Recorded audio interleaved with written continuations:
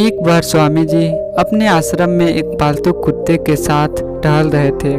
तभी अचानक एक युवक उनके आश्रम में आया और उनके पैरों में झुक गया और कहने लगा, स्वामी जी, मैं अपनी ज़िंदगी से बड़ा परेशान हूँ। मैं प्रतिदिन पुरुषार्थ करता हूँ, लेकिन आज तक मैं सफलता प्राप्त नहीं कर पाया। पता नहीं ईश्वर ने मेरे भाग्य में क्या लिखा है, जो इतना पढ़ा लिखा होने के बावजूद भी मैं नाकामयाब हूँ। उस युवक की परेशानी को विवेकानंद तुरंत समझ गए। उन्होंने उस युवक से कहा, भाई, मेरे इस कुत्ते को कहीं दूर तक सैर कराकर वापस यहाँ लाओ। उसके बाद मैं तुम्हें तुम्हारे प्रश्नों का उत्तर दूंगा। उनकी इस बात पर युवक को थोड़ा अजीब लगा, लेकिन दोबारा उसने कोई प्रश्न नहीं किया और कुत्ते को दौड़ाते हुए आगे निकल पड़ा।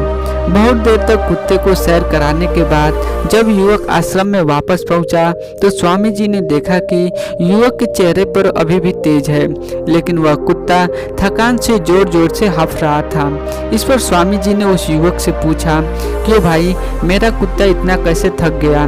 तुम तो बड़े शांत दिख रहे हो, क्या तुम्हें थकावट नहीं आई?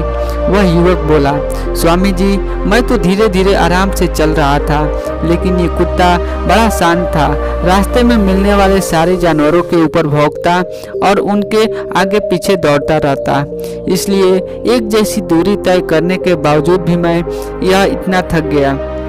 तब स्वामी जी ने कहा, भाई, तुम्हारे प्रश्नों का उत्तर भी तो यही है। तुम्हारा लक्ष्य तुम्हारे सामने है, वो तुमसे ज़्यादा दूर नहीं है, परंतु तुम अपने लक्ष्य को छोड़कर अन्य लोगों के आगे पीछे दौड़ते रहते हो।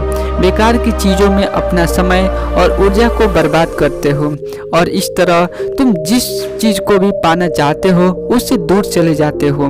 तुम बेकार की चीज़ों में अपना समय और ऊर्जा को नष्ट मत करो और तुम सिर्फ अपने लक्ष्य पर ध्यान दो। वह युवक स्वामी जी के उत्तर से संतुष्ट हो गया और उस दिन से उसने अपना सारा ध्यान केवल अपने लक्ष्य पे लगाया। इस कहानी के उस कुत्ते की तरह है, हम भी बेकार लोगों के आगे पीछे दौड़ते रहते हैं, बेकार की चीज़ों में अपना समय और ऊर्जा को बर्बाद करते हैं, जिसके कारण हम अपने लक्ष्य से दूर होते जाते हैं और हम अपने जीवन में असफल ही रह जाते हैं।